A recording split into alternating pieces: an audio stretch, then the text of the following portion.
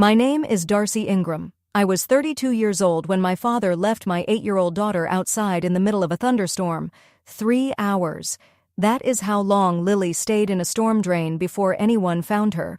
3 hours with rain falling across her face. 3 hours with the wind cutting through her little jacket. 3 hours with every roll of thunder shaking the concrete around her. She was only 8 years old. She weighed 52 pounds. And my father opened the door and sent her out into that storm as if she were nothing more than a problem he wanted out of sight. All because of a lie. A lie told by her 10-year-old cousin. A lie my parents accepted without hesitation. They did not question it, not once, because asking questions would have forced them to face the truth about the person they had been protecting for years. What happened 3 hours later in that hospital room changed everything. And what my father said when he saw me sitting beside Lily's bed was the moment I knew there was no going back. But what none of them knew was that I had already made one phone call. One call that would turn their entire world upside down. Welcome back to Calm Drama Stories, where we share real stories about family, loyalty, betrayal, and the quiet strength it takes to protect the people you love most. If this story speaks to you, leave a comment below and make sure to subscribe for more powerful real-life stories. I joined the Army at 18, not because I dreamed about uniforms, ranks, or salutes. I joined because it was the one door my father could not close. Ray Ingram had always had a very clear picture of what his daughter was supposed to become. Married young, living close to home, grateful for whatever he gave, silent about everything he refused to give. My sister Jenna fit that picture perfectly. She married Derek Walsh when she was 21, had their son Tyler at 22, and settled into a house just 10 minutes away from my parents. At her wedding, my father smiled like he had just won the biggest prize of his life. I chose a different path. ROTC, then Officer Candidate School, then a logistics commission out of Fort Campbell, Kentucky. And with every step I took farther from home, my father's silence grew colder. By 24, I was a first lieutenant managing supply chains for a brigade. By 25, I was expecting a baby. Her father, a civilian contractor named Marcus, left when I was 6 months along. No forwarding address, no real explanation, no phone call, just an empty apartment and a note that said, "I'm not ready." So I had Lily on my own. I raised her in base housing, on meal plans, careful budgeting, and every bit of leave I could save. My mother called once a week, my father called once a month. And every time they called, the question was almost always the same. "When are you coming home, Darcy?" I never gave them the answer they wanted, but I always gave Lily the answer she needed. "Where are we going next, Mommy?" "Wherever the Army sends us, baby. And we'll make it work." And I did make it work. I was good at that. What I was not good at was seeing what happened when I was not there to watch. When I received orders for a 9-month rotation in Kuwait, I had 72 hours to finalize my family care plan. Every military parent knows that paperwork. You choose a caregiver, you sign the documents, you arrange temporary guardianship, then you leave your child with someone you believe you can trust, and you fly halfway across the world hoping you made the right decision. My parents volunteered before I even asked. My mother called the morning after I told her about the deployment. "She's our granddaughter," she said. "Of course we'll take her." I remember feeling relieved. Lily would have a house with a yard, a school district rated 8 out of 10, 2 grandparents who had raised children of their own. The only other option was the wife of an Army friend, a woman Lily had only met twice. At the time, the choice seemed obvious. So I signed the family care plan, naming Ray and Connie Ingram as Lily's temporary legal guardians. I also set up an automatic transfer of $1,200 a month into their checking account. Childcare, groceries, school supplies, anything Lily might need. My father never mentioned the money, not once. And later, I would learn that he never told Jenna about it either. Jenna's son, Tyler, was already spending most of his time at my parents' house. He had his own bedroom there, his own toothbrush in the bathroom, his own drawer full of clothes. When Lily arrived with her suitcase, my mother put her in the guest room, the one with the pull-out couch, the one without curtains. Tyler had baseball posters on the walls and a rocket-shaped nightlight beside his bed. Lily had a couch that folded out at night. But I did not know that then, because Lily never told me. And when I asked my mother if Lily was settling in, she smiled through the phone and said, She's adjusting just fine." That was the first lie. It would not be the last. The night before I deployed, I sat on Lily's bed in our base housing apartment and pulled a small card from my pocket. Her military-dependent ID. Her picture was on the front. My name was printed underneath. On the back was an emergency contact number. I clipped it carefully inside the pocket of her backpack. "What's that for?" she asked. I smoothed the edge of the card with my thumb. "This tells people that you belong to me," I said. "No matter where I am, no matter how far away. If you ever need help, you show someone this card, and they will call your mom." Lily ran her fingers over the plastic. "Even if you're in another country?" "Even then." She went quiet for a moment. Then she said something that should have made me stop everything. "What if Grandpa gets mad again?" Again. I set down the water bottle I had been packing and turned to her. "What do you mean, again?" She picked at the edge of her blanket. "Nothing," she said softly. "He just gets loud sometimes." "Loud how?" "Like when Tyler breaks something and Grandpa thinks I did it. He yells, but then Grandma says it's fine." I knelt in front of her. "Has Grandpa ever made you feel afraid?" She gave me a small shrug. An 8-year-old shrug. The kind that says yes, but does not yet know how to explain it. I stored that moment somewhere in the back of my mind. I told myself I would pay closer attention from overseas. I told myself I would ask my mother more questions. I told myself my father was strict, not unsafe. And I told myself Lily would be okay. I was wrong about one of those things. And by the time I understood which one, my daughter was sitting in a storm drain 4 blocks from my parents' house. I kissed her forehead. "I'll call you every week," I promised. Promise? Promise. I kept that promise. My parents did not keep theirs. Kuwait was hot, flat, and 18 hours ahead of Tennessee. My workdays ran 12 to 14 hours, managing supply routes for 3 forward operating bases. I scheduled my video calls for 6 in the morning my time, which was noon back home, because that was Lily's lunch break at school. Except the calls never happened at school. My mother always insisted on doing them from the kitchen. "Better Wi-Fi," she said. But after the second week, I started to understand the real reason. Connie was always in the frame, standing behind Lily, adjusting the camera, smiling too brightly. "How's school, baby?" I asked. "Fine." "What did you do today?" "Stuff." "Are you and Tyler getting along?" A pause. "I don't know." That was not my Lily. My Lily used to talk for 20 minutes straight about the caterpillar she found outside, about the girl in class who could burp the alphabet, about the bird that landed on the playground fence and stayed there through recess. Now she gave me one-word answers and kept looking past the camera, like she was waiting for someone to tell her she could leave. So I asked my mother directly, "Is something going on with Lily? She seems different." Connie waved it away. "She's adjusting. All kids do this when their routine changes. She just needs time." "Can I talk to her alone next time, without anyone else in the room?" "The Wi-Fi is better in the kitchen, Darcy, you know that." I did not push. I should have. 2 weeks later, I noticed something else. Lily stopped saying Tyler's name. Before, it had always been, "Tyler and I played in the yard," or "Tyler showed me his baseball cards." Now, when I asked about him, there was only silence. "You and Tyler doing okay?" She looked down. "Yeah." "You sure?" "Can I go now, Mom? Grandma says lunch is ready." I let her go. I should not have. The care package arrived on a Tuesday, a brown cardboard box, the shipping label slightly crooked, my mother's handwriting across the front. Inside were 2 bags of Lily's favorite gummy bears, a photo of her at a school event, and a folded piece of construction paper. I opened the drawing. Stick figures. On the left side of the page, there was a tall man, a woman with curly hair, and a smaller woman holding hands with a boy. They were all grouped together, smiling in bright crayon colors, red, yellow, blue. On the right side of the page, there was one small figure, brown hair, no smile, standing alone, no one touching her hand. At the bottom, in careful child handwriting, Lily had written 2 words, "My family."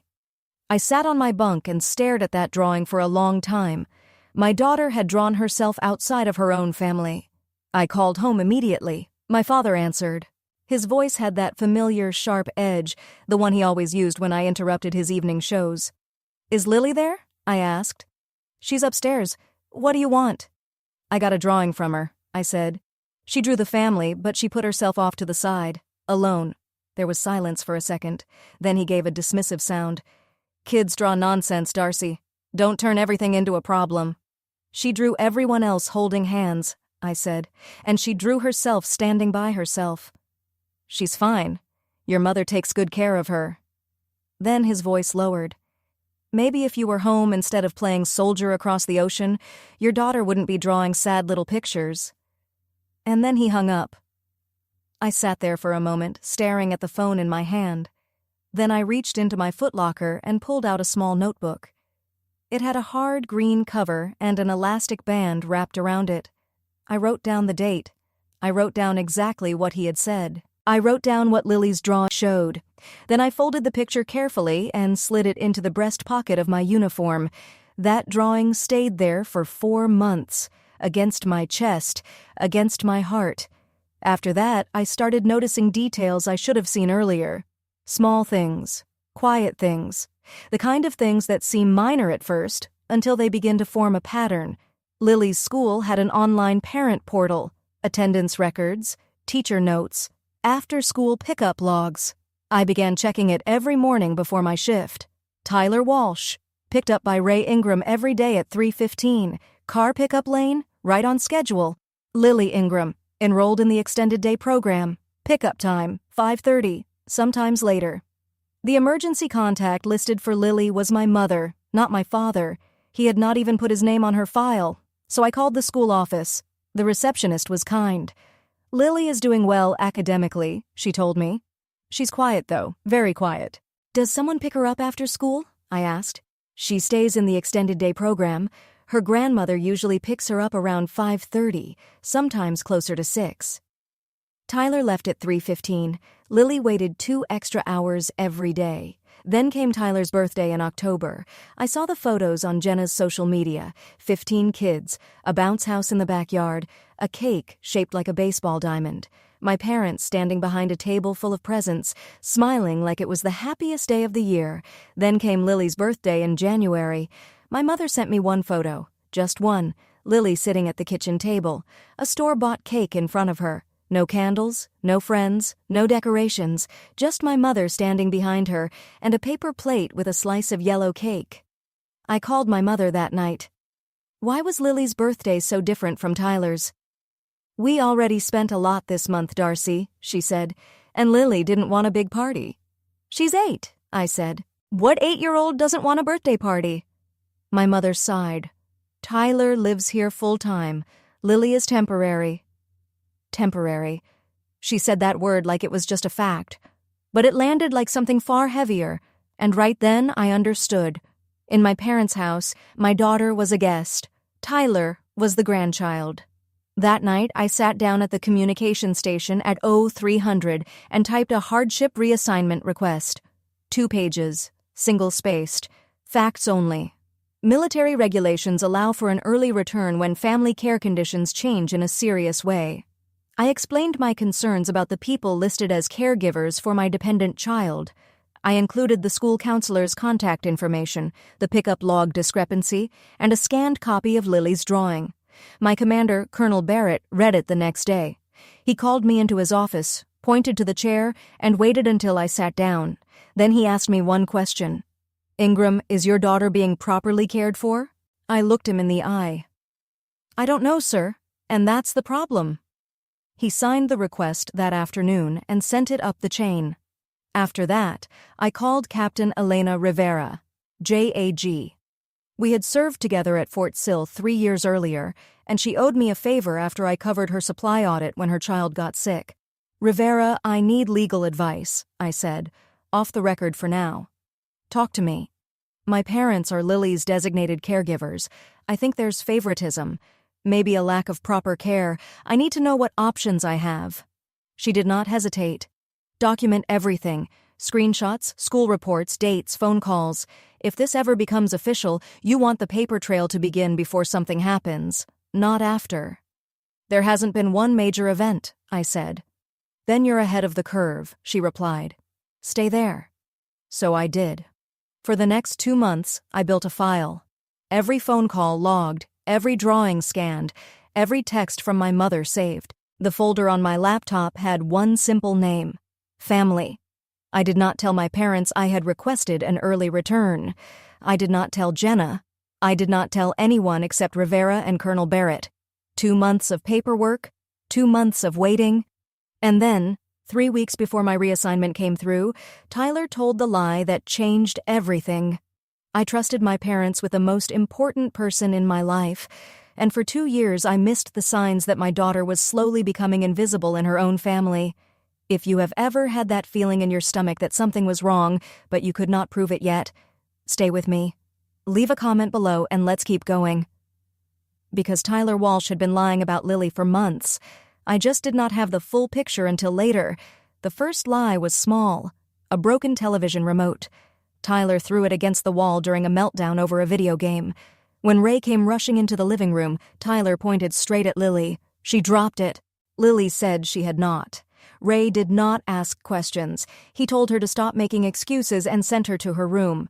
The second lie was about cookies. My mother had baked a tray of snickerdoodles for Tyler's classroom party. By morning, half of them were gone. Tyler told Connie that Lily had eaten them after dinner. The truth was that Tyler had given them to his friend across the street, but my mother never asked Lily what happened. She simply looked at her and said, "You need to learn some self-control." The third lie was worse. Tyler told his teacher that Lily had called him a name at recess. The teacher separated them for a week. When the school counselor looked into it, no one could confirm Tyler's story. But by then, the decision had already been made. And Lily spent that entire week eating lunch by herself.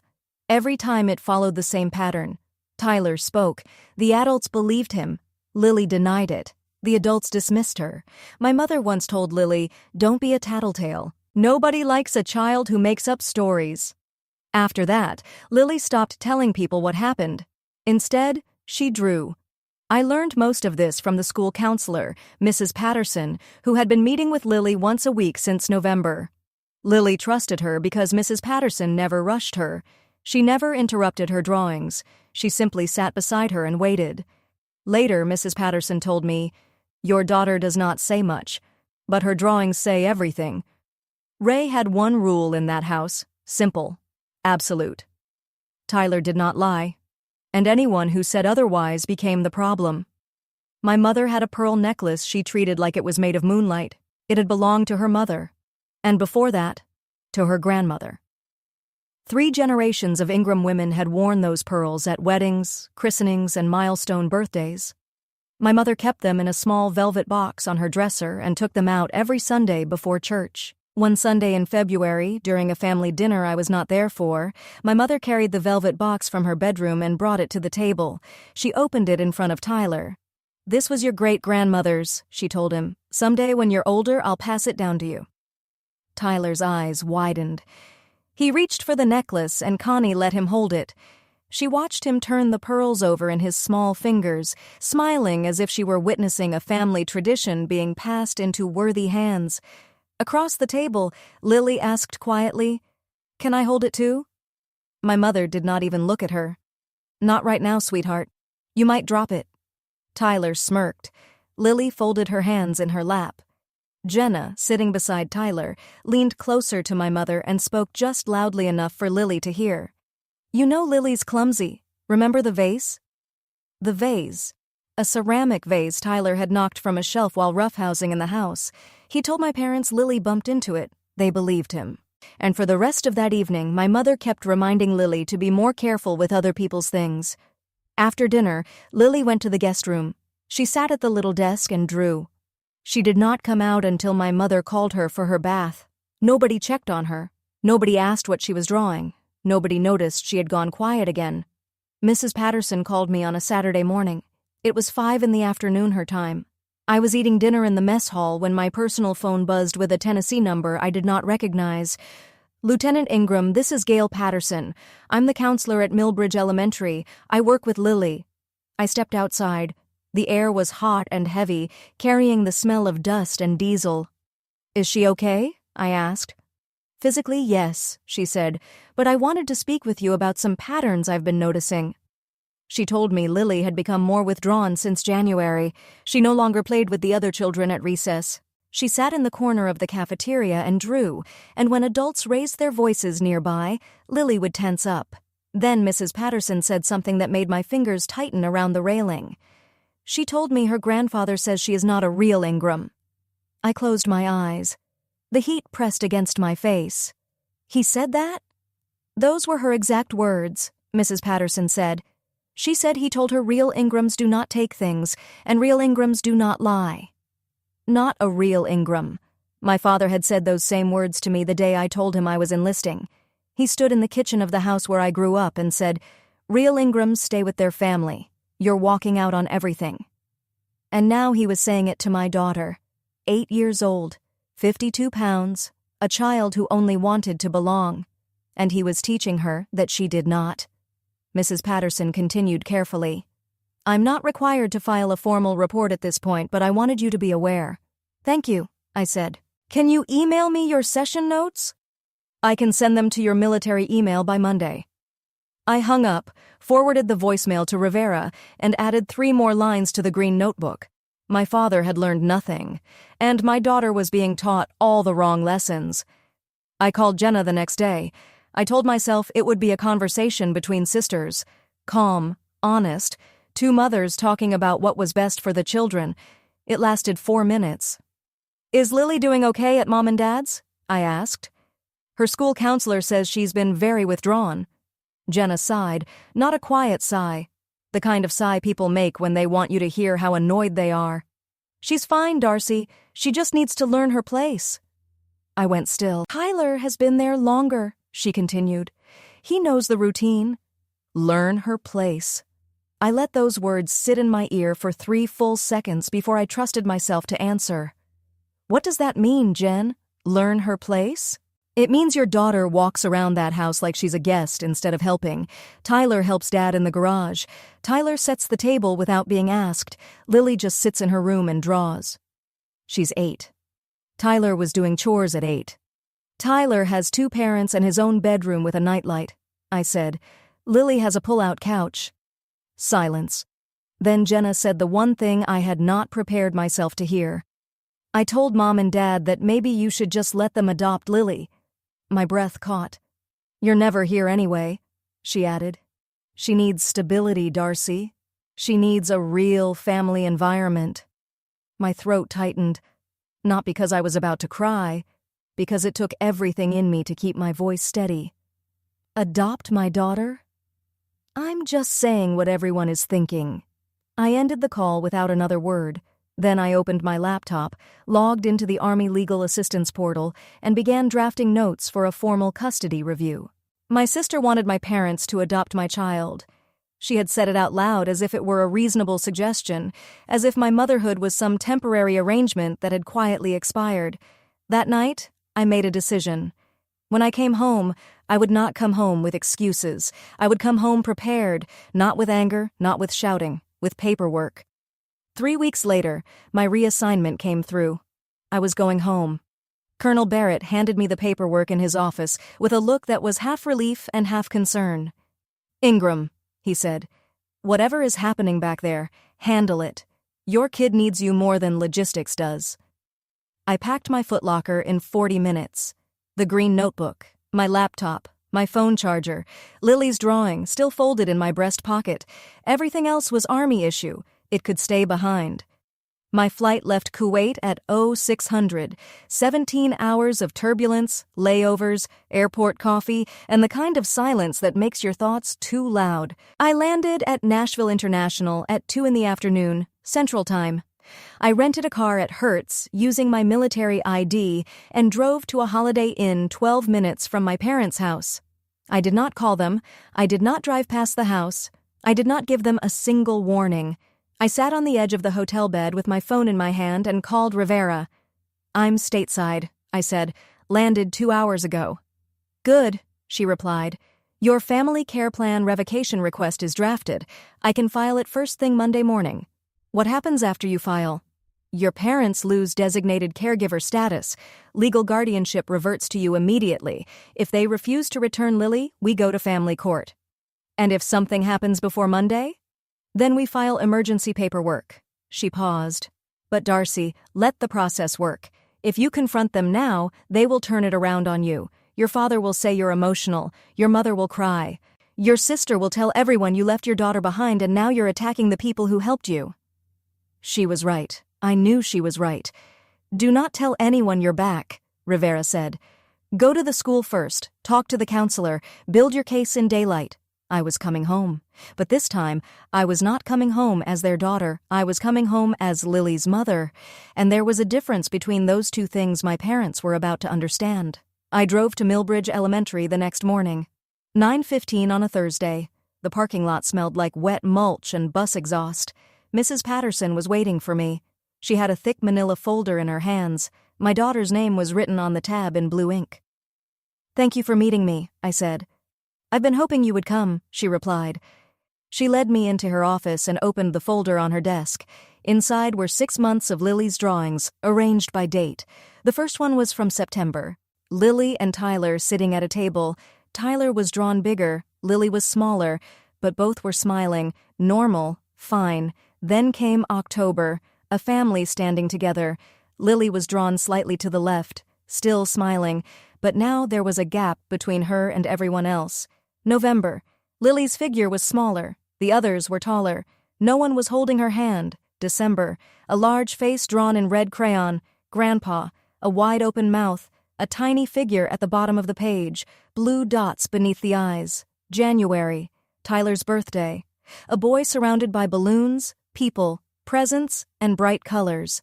In the bottom right corner, a girl with brown hair sat by herself. A heavy mark was drawn across her little figure. Then, February. Only 2 people. One small figure with brown hair, one tall figure wearing green. They were holding hands. Underneath, in wobbly letters, Lily had written, "What I want." I turned that last drawing over in my hands 3 times. Mrs. Patterson spoke softly. "She drew you in your uniform?" "I know." After December, Lily never drew her grandparents again. She simply stopped including them. I photographed every drawing, front and back, making sure the dates were visible. Then I photographed Mrs. Patterson's session notes, 12 pages of observations, quotes, behavioral concerns, small details that together told a story no one in my family wanted to hear. I sent the entire file to Rivera.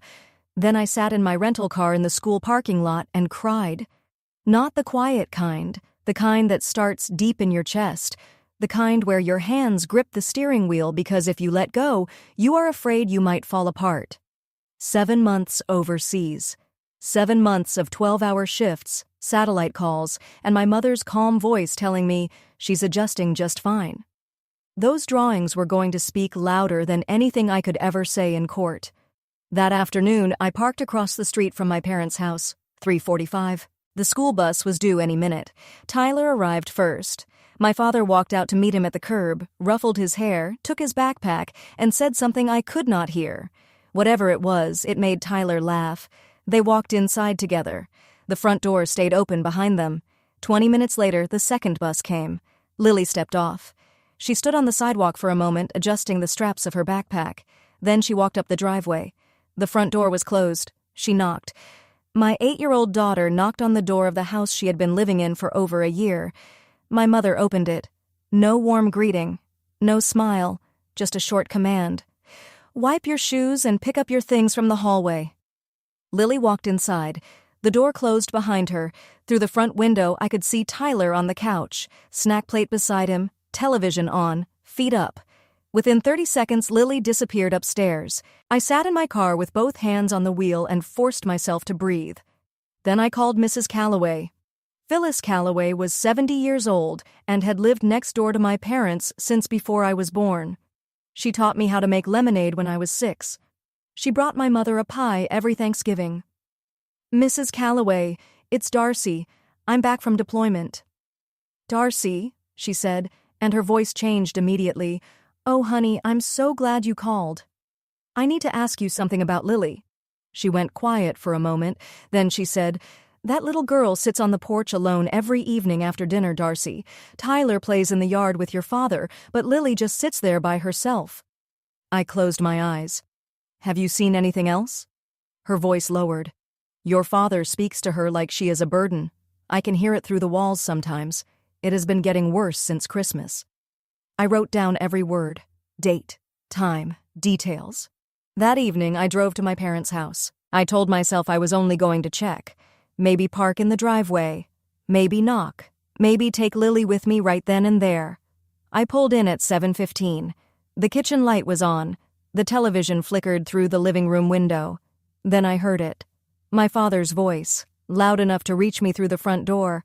I told you to clean up after dinner. Tyler does not have to be told twice. Lily's voice was small and careful. I did clean up, Grandpa. Do not talk back to me. Go upstairs and stay there until you can behave. A pause. Then the sound of the stairs. Then nothing. My hand was already on the car door. My fingers wrapped around the handle. Every part of me wanted to walk up those steps, open that door, and carry Lily to the car without saying a single word to my father. But Rivera's warning was louder than my anger. If you confront them now, they will turn it around on you. You need the process on your side. I closed my eyes and pulled my hand away from the handle. Then I backed out of the driveway, drove 4 blocks, and pulled over. That was the hardest 3-point turn I had ever made in my life. I called Rivera from the hotel parking lot. File the family care plan revocation first thing tomorrow, I said. I want it on record. Done. I'll have the paperwork submitted by 0900. Rivera, what if something happens before then? Then you call emergency services first and me second. In that order. I sat in the hotel room that night and stared at the ceiling. 9 hours until morning. 9 hours until paperwork. 9 hours of trusting that nothing would go wrong. But I did not have 9 hours, because the storm came that night. Here is what happened inside my parents' house that evening. I learned the details later, from Tyler's interview, from Mrs. Calloway, and from my mother's own tearful confession.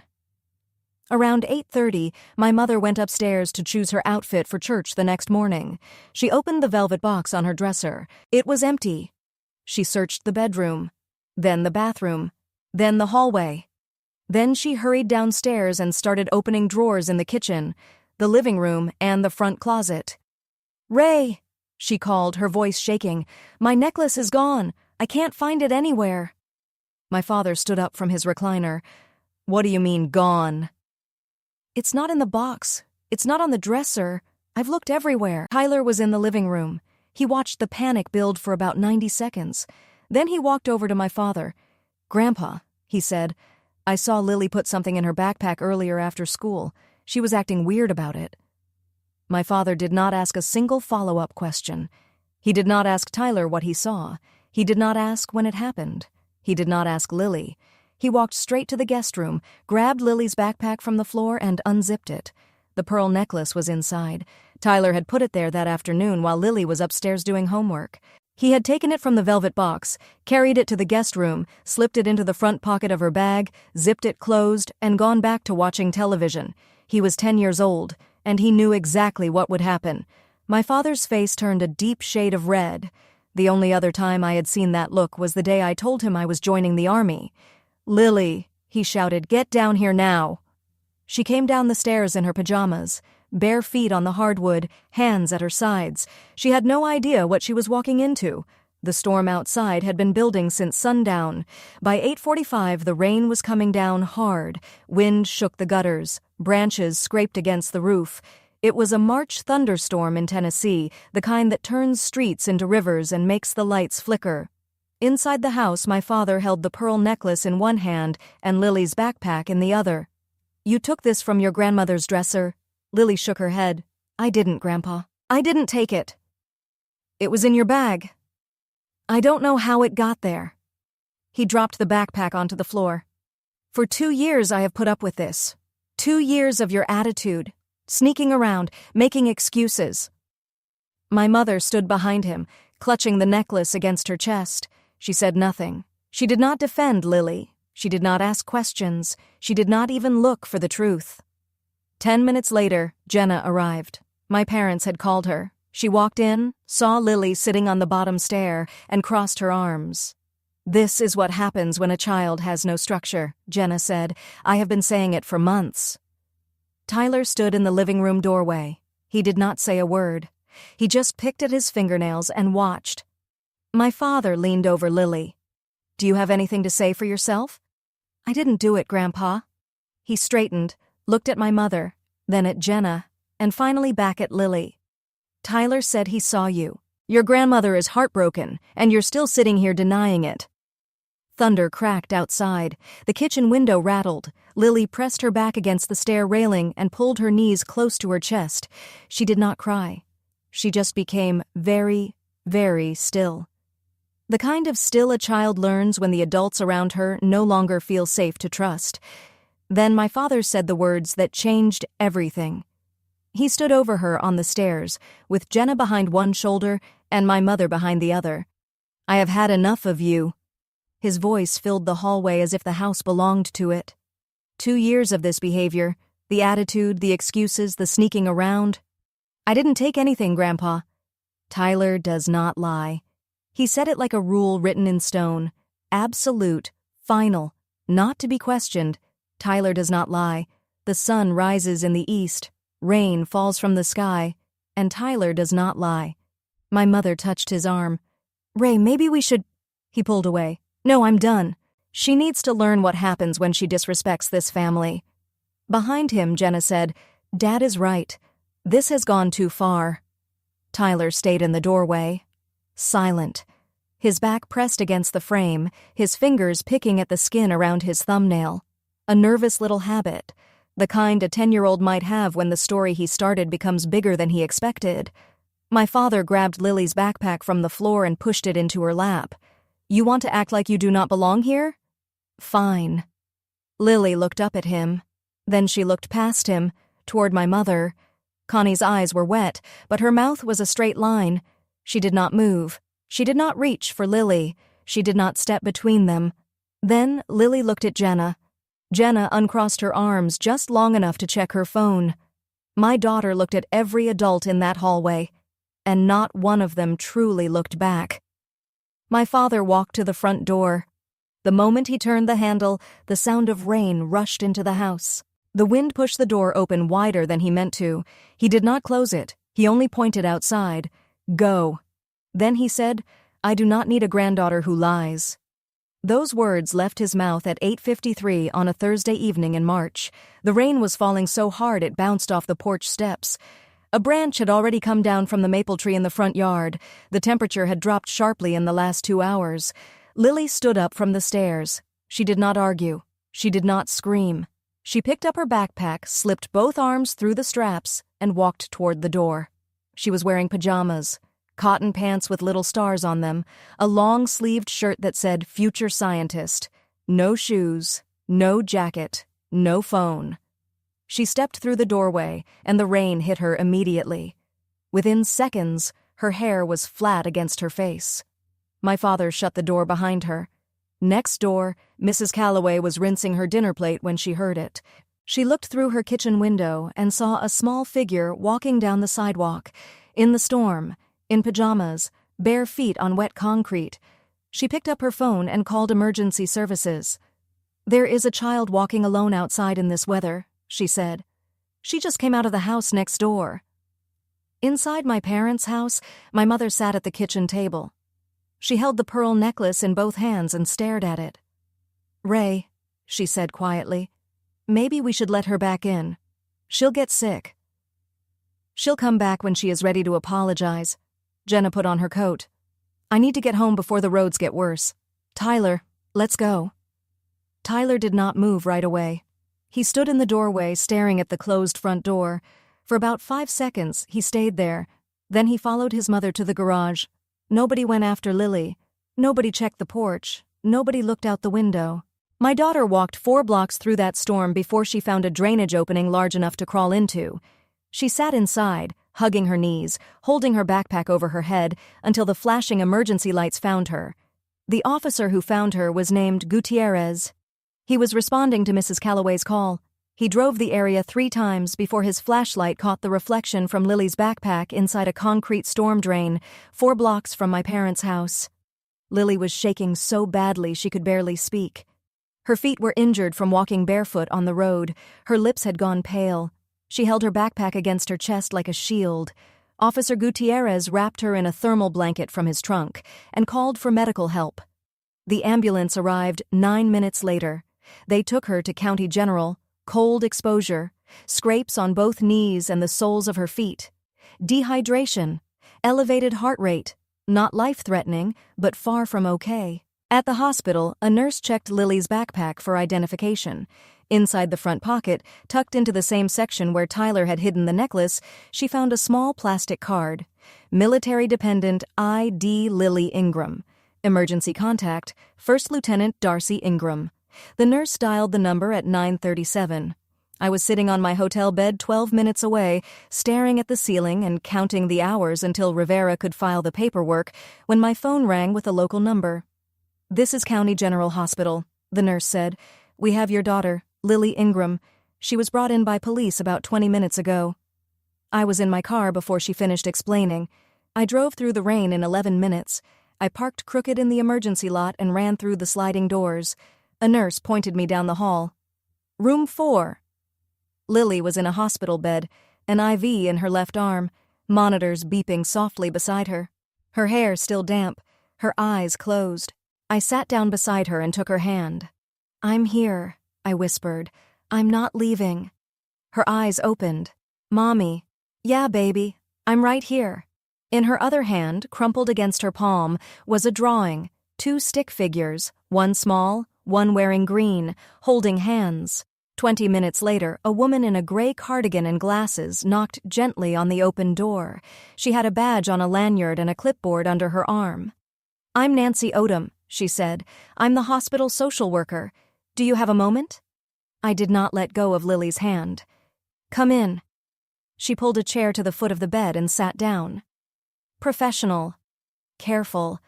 The kind of careful that told me she had done this before and knew exactly how delicate the next few minutes would be.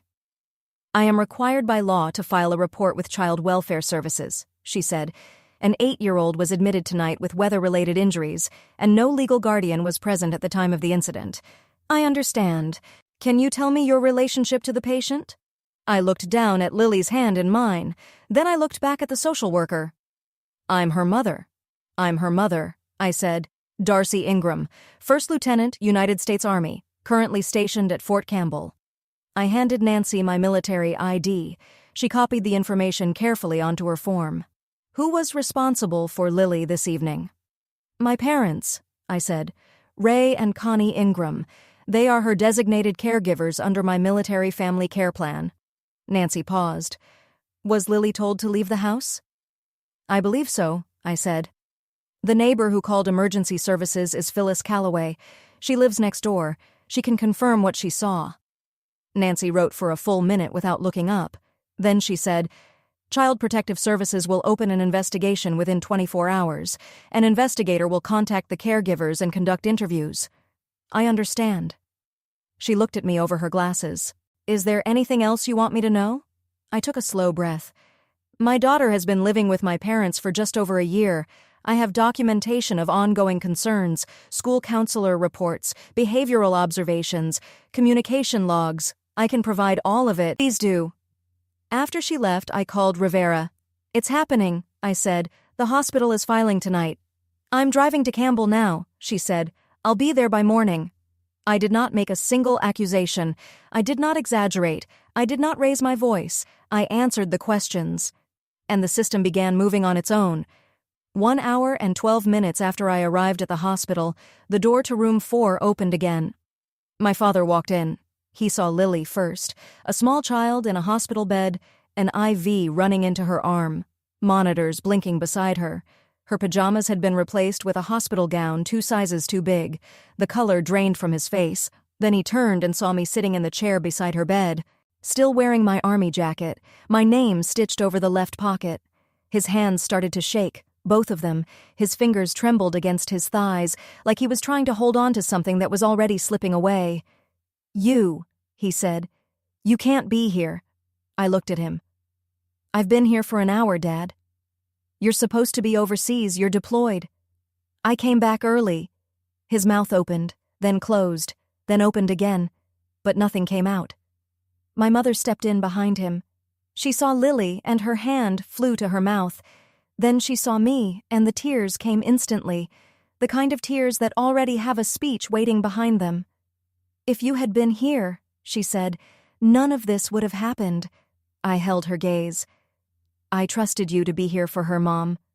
My father tried to regain control. "The girl took your mother's necklace." "No, she didn't. Tyler is 10 years old," I said, "and we are not having this conversation in a hospital room." A nurse appeared in the doorway. "I need to ask the visitors to keep their voices down, please." I stood, not quickly, not aggressively. I simply stood. "Dad, Mom, I think you should leave. CPS will be contacting you tomorrow." My father's face changed from pale to red in seconds. "CPS? You called CPS on your own parents?" "The hospital did," I said, "because that is what happens when an 8-year-old is brought into an emergency room during a storm with no guardian present." He opened his mouth to argue. I waited. Then he closed it. They left without another word. My mother's crying echoed down the hallway long after the elevator doors closed. After midnight, the hospital grew quiet. The fluorescent lights dimmed to a low hum. Shoes squeaked softly against the linoleum. Somewhere down the hall, a monitor beeped in a slow, steady rhythm. I pulled my chair closer to Lily's bed and rested my elbows on the railing. She woke up around 1 in the morning. Her eyes opened slowly. She looked at me like she was not sure I was real. "Am I in trouble?" "No, baby," I whispered. "You are never in trouble for telling the truth." She stayed quiet for a while. Then she spoke in a voice so small it barely reached the pillow. "Tyler put the necklace in my bag." I went still. "I saw him do it after school," she said. "He went into the guest room when he thought I was upstairs, but I was on the stairs. I saw him." I brushed the damp hair away from her forehead. "Why didn't you tell Grandpa?" Her eyes lowered. "Because Grandpa wouldn't listen. He never listens when it's about Tyler." My chest tightened. "I know," I said, "and I am going to make sure the right people listen this time." She closed her eyes. Her breathing slowed. Her grip on my hand loosened, but she did not let go. I sat in the dark for a long time after that, listening to the monitors and watching the IV drip, count the seconds. Then I opened my phone and typed an email to Rivera. Subject line, evidence package, CPS investigation, Ingram. I attached everything.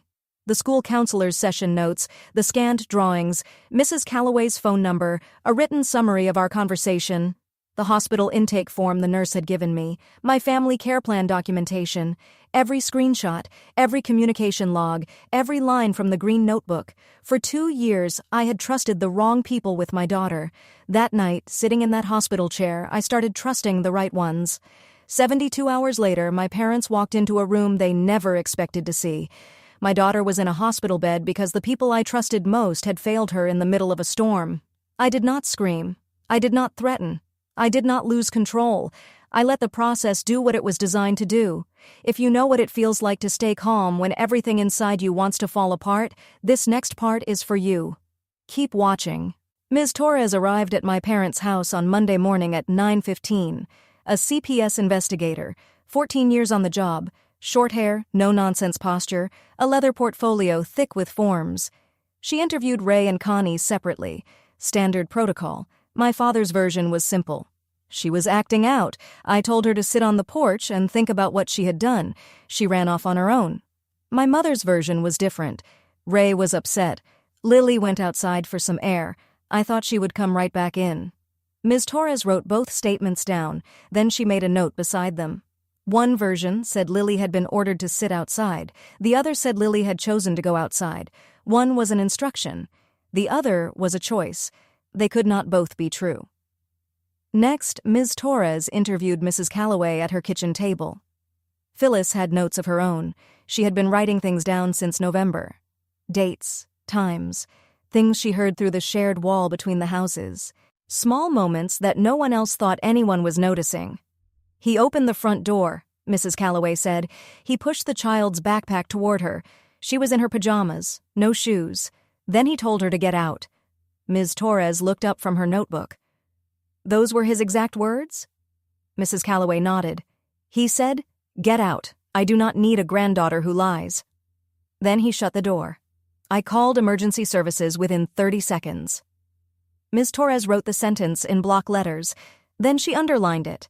That sentence went into the official CPS file, not as gossip, not as speculation, as a direct witness statement from a 70-year-old woman with no reason to lie and a clear view from her kitchen window.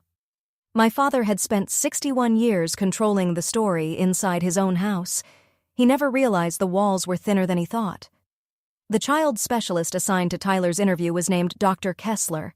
Young, patient, trained in forensic interview techniques for minors. Jenna was present in the room according to protocol, but she was told not to coach, interrupt, or answer for him. Tyler sat across from Dr. Kessler at a small table. In front of him was a cup of juice and a stress ball. "Tyler," Dr. Kessler said gently, "can you tell me what happened with the necklace?" "I saw Lily put it in her backpack." "What time was that?" "After school." "Where were you when you saw her?" "In the kitchen." "And where was Lily?" "In the hallway." Dr. Kessler tilted her head slightly. "Can you see the hallway from the kitchen?" Tyler paused. "I mean, I was in the hallway too." "Were you in the kitchen or the hallway?" He squeezed the stress ball. "The living room. I saw her from the living room." 3 locations in 30 seconds. Dr. Kessler did not point it out. She simply wrote it down. Then she said, "Tyler, sometimes children feel pressure to say things because they are afraid, or because someone told them to. It is okay to tell the truth here. Nothing bad will happen to you for telling the truth." Tyler looked at his mother. Jenna's face did not move. Then he looked down at the stress ball. "I put it in her bag." Jenna's voice cut through the room immediately. "He's confused. He doesn't know what he's saying." Dr. Kessler turned to her. "Ma'am, please let Tyler finish." Tyler stared at the table. His voice dropped to a whisper. "Mom told me Lily needed to learn her place. She said if Lily got in trouble, Grandpa would send her away and things would go back to normal." Jenna stood up. Tyler did not look at her. For a moment, the room went completely still. Ms. Torres interviewed Jenna separately. By then, she already had Tyler's statement, Mrs. Calloway's account, the documented history from the school counselor, and the hospital records. "Mrs. Walsh," Ms. Torres asked, "did you instruct your son to place the necklace in Lily's backpack?" Jenna's jaw tightened. "That is ridiculous. Your son stated that you told him Lily needed to learn her place. He also stated that you said if Lily got in trouble, your father would send her away." "He is a child," Jenna snapped. "Are you really going to believe a child over me?" Ms. Torres set her pen down and looked at Jenna without blinking. "Ma'am, a child's statement was believed without question, and that decision helped put an 8-year-old in the hospital. So, yes, I take children's statements seriously." Jenna pushed her chair back. "I'm calling my lawyer." "That is your right," Ms. Torres said. "This investigation will continue regardless." Ms. Torres placed the pearl necklace on the table in a clear evidence bag. It had been recovered from Lily's backpack at the hospital and logged by the responding officer. "This necklace was placed in an 8-year-old girl's bag by a 10-year-old boy," she said. "According to his statement, he did it after being influenced by an adult. The result was a child being sent out during a severe thunderstorm, without shoes, without a jacket, and without supervision." She paused. "She spent 3 hours alone in a storm drain?" Jenna stared at the necklace. Under the fluorescent lights, the pearls looked smaller than they ever had on my mother's dresser. She did not say another word. She picked up her phone and left the room. The supervised meeting took place at the CPS county office on Wednesday afternoon. A rectangular table, fluorescent lights overhead, a recording device in the center. On one side sat my parents. My father wore a button-down shirt he had ironed himself. My mother wore the cardigan she usually saved for church. Their lawyer, a man named Lester, sat between them. On the other side sat me. Captain Rivera was beside me in her dress uniform. My documentation sat in a manila folder on the table. At the head of the table was Ms. Torres. Jenna was not there. She had refused to attend after Tyler's interview. Ms. Torres opened the meeting by presenting her findings: inconsistent statements from Ray and Connie, Tyler's admission, Mrs. Calloway's eyewitness account, 6 months of school counselor documentation, hospital records confirming Lily's condition when she arrived. My father tried to interrupt twice. Both times, Lester placed a hand on my father's arm. The third time, my father could not hold it in. "This is a family matter," he snapped. "You are turning discipline into—" Ms. Torres cut in calmly. "Mr. Ingram, an 8-year-old child was hospitalized with cold exposure. This is a child welfare matter." My mother began to cry. Quiet tears slipped down the lines in her face. "We love Lily," she said. "We made a mistake. One mistake." I looked at her across the table and kept my voice even. "You said that if I had been here, none of this would have happened, but I trusted you to be here for her. That was my mistake, and I will not make it again." Rivera opened my folder. The family care plan revocation had already been filed. The request for a sole custody review had been submitted to family court. Documentation of the $1,200 a month my parents had received for Lily's care was included. Every receipt, every transfer, every concern, all of it was now on the record. My father stared at the stack of paperwork. "You're going to throw your own family away over this." I looked at him. "You sent my daughter into a storm, Dad. I'm building her a roof." I did not raise my voice. I did not need to. At the end of the meeting, Ms. Torres delivered her preliminary findings: a substantiated report of child neglect against Ray and Connie Ingram. Recommendation: no unsupervised access to Lily Ingram pending a comprehensive review. All future contact to take place at a monitored visitation facility, 2-hour sessions every other week. Rivera confirmed that the family care plan had been officially revoked. Lily's legal guardianship had returned to me. The custody order would be formalized through family court within 30 days. My father stood. His chair scraped against the floor. His hands were shaking again, the same way they had been at the hospital, the same tremor that started in his fingers and moved into his wrists. "Darcy," he said, "she is my granddaughter." "She is," I replied. "And that is exactly why this has to happen." My mother reached across the table for my arm. Her fingers brushed my sleeve. I gently pulled my hand away. Not quickly, not angrily, just clearly. A boundary. "Mom," I said, "I love you. But loving someone does not mean letting them hurt your child." She pulled her hand back and pressed it against her mouth. Lester stood and gathered his papers. He looked at my parents with the face of a man who already knew there was no argument strong enough to erase what had happened. He shook Ms. Torres's hand. He nodded at Rivera. Then he guided Ray and Connie toward the door. My father stopped in the doorway. He turned back and opened his mouth. Then his eyes moved to the table. The revocation, the custody request, the witness statements, the hospital records. He closed his mouth and left without saying another word. My mother followed him. The door clicked shut. I walked out of the CPS office into a hallway that smelled like floor cleaner and burnt coffee. Lily was in the lobby. Rivera's paralegal, a young sergeant named Kim, had been reading her a book from the waiting room shelf. Something about a dog who lost his bone. Lily looked up when she heard my footsteps. She slid off the chair and ran to me, her arms wrapped around my waist. She pressed her face into my jacket. "Are we going home?" "Yes, baby," I said. "We're going home."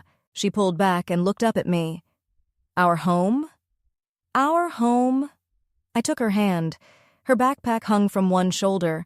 I could see the edge of her military-dependent ID card still clipped inside the pocket.